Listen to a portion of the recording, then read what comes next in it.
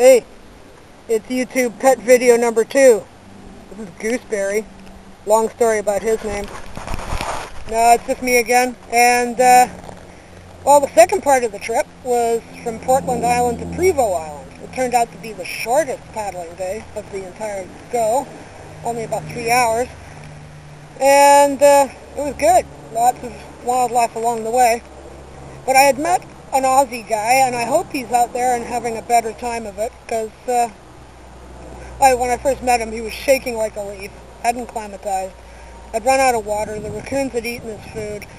He was having a tough time, and I thought he had a murderous look in his eye when he saw my cook stove, and even worse, my inflatable sleeping mat. Anyway, enjoy the rest of the show.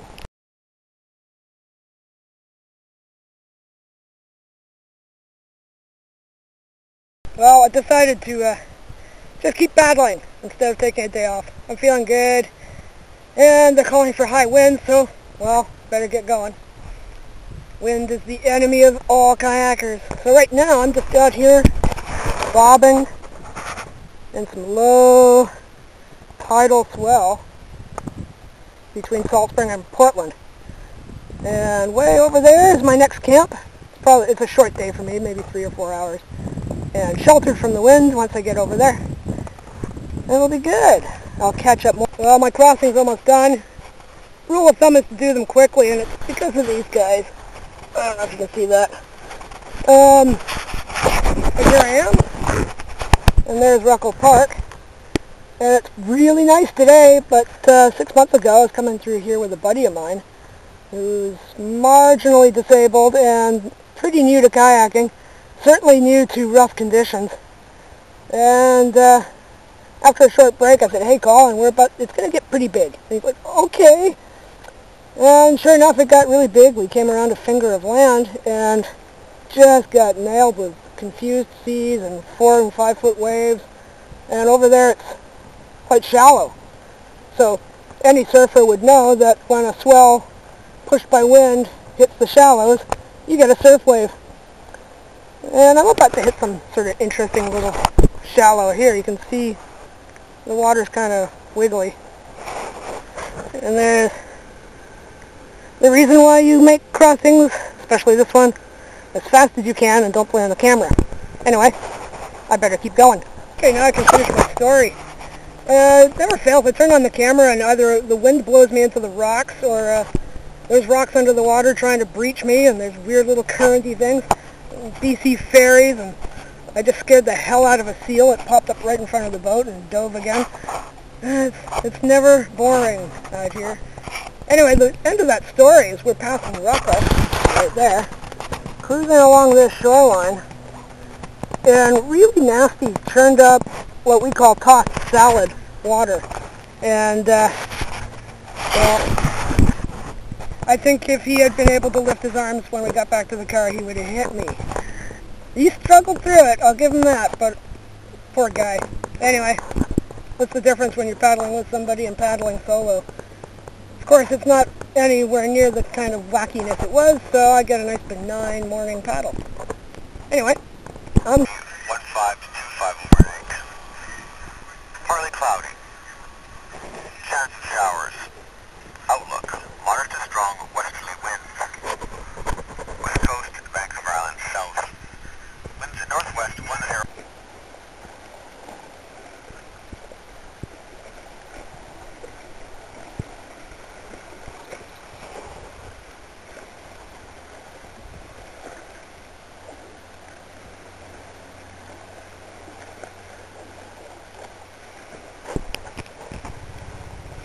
Well, I've stopped for a break at Yo Point, which is right at the edge of the Ruckle Park boundary. And kind of a stopover before I do my next and last crossing for the day. 2 in 1 day, wow. Over to Prevost. And I'm about to get going because sitting out of the boat, you do get a little cold. I don't like to spend too much time out of the kayak once I'm in the kayak. And I've changed my hat twice in the last 20 minutes. It's either a sun hat or a toque. I think it's going to be a toque day. A bit chilly. It's April, right? Well, those are the cliffs of Prevost Island south. Yeah, another couple hours of paddling today, so it's a nice, easy-beasy day. The thing is, crossings, and this is the second one I've done today. It's not that I'm rounding SaltSpring Island as much as I'm zigzagging around SaltSpring Island. But so be it. It's kind of fun. The only problem with crossings is they're a mental deal. You gotta deal with the fact that the opposite shore never comes. It's always far, far away.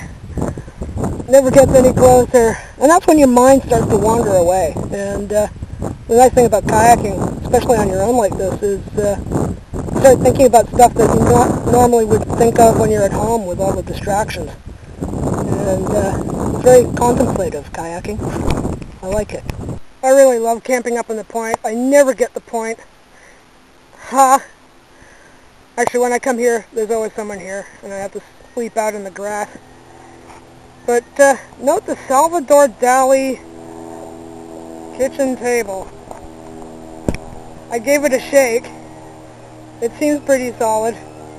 Probably right up until I'm cooking my noodles tonight, and then the whole thing goes. Very clever. It's been here for years.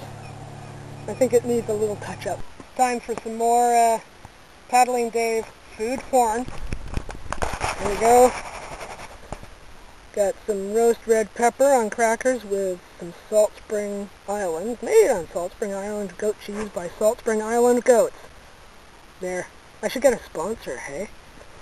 SaltSpring Island goat cheese. It just started to rain.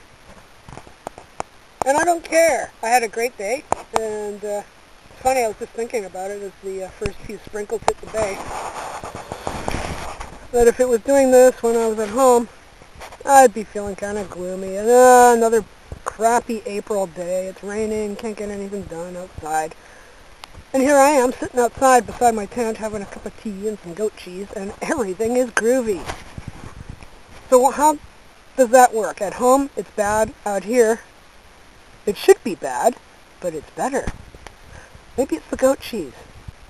Something in the goat cheese. Well, the rain stopped. Gone for a hike. And, yeah, it's nice up here. A little elevation. You can see the whole world. And look way, way, way down. Oh, dear. I have a vague memory of my brother-in-law falling asleep on this little knoll and nearly rolling off down there. Somewhere over there is my tent in the bay. And behind me, rainforesty rainforest.